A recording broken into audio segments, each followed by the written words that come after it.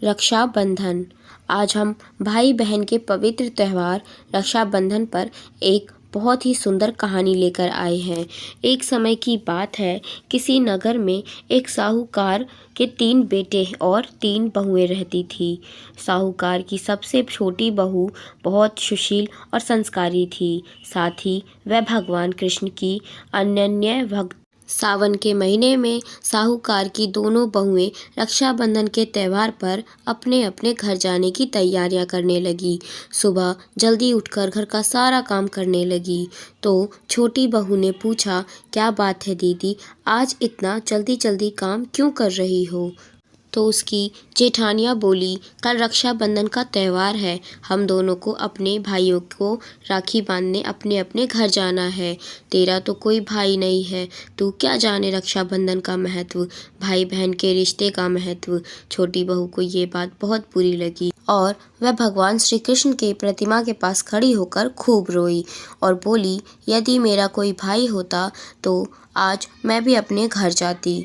अगले दिन रक्षाबंधन का त्यौहार था। सुबह सुबह उसके घर उसके दूर के रिश्ते का एक भाई आया और आकर साहूकार से बोला, ये मेरी बहन है, मैं इसके दूर के रिश्ते का भाई हूँ और मैं रक्षाबंधन के त्यौहार पर इसको अपने घर ले जाने आया हूँ। लेकिन फिर साहूकार का बेटा बोला, लेकिन इसका तो कोई भाई नहीं है, तुम कौन हो? इसके समझाने पर साहूकार और उसका बेटा मान गया और छोटी बहू को उसके साथ भेजने के लिए तैयार हो गए। परंतु छोटी बहू के पति के मन में कुछ शंका थी। वो बोला, आप इसे ले तो जाइए, लेकिन इसे वापस लेने मैं खुद आऊँगा। ऐसा कहकर उसको इसके भाई के साथ भेज दिया। रास्ते में चलते चलते छोटी बहू ने अपने भाई से कहा, भैया तुम इतने सालों तक कहाँ थे और पहले मुझसे रक्षाबंधन पर कभी राखी बंधवाने क्यों नहीं आए?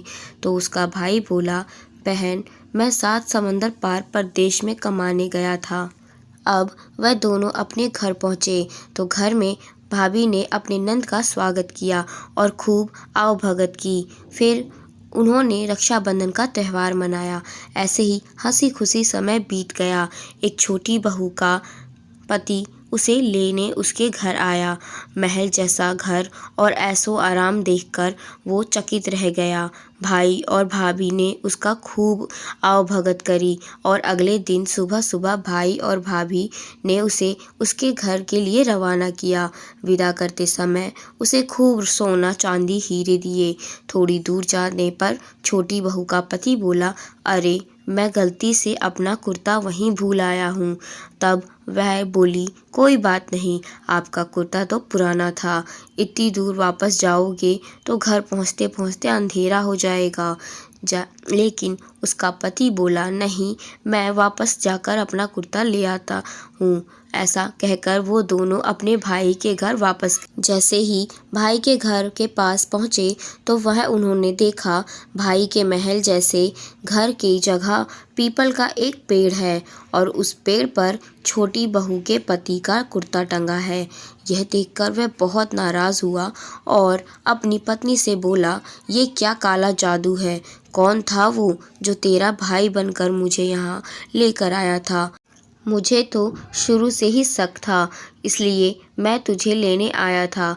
बता कौन था वो? ऐसा कहकर वो छोटी बहू को मारने लगा।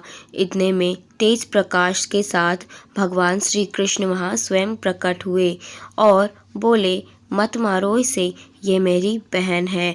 हर साल रक्षाबंधन के त्यौहार पर ये मुझे राखी बांधते आई है और मैंने अब इसका भाई होने का फ़र्ज़ निभाया है।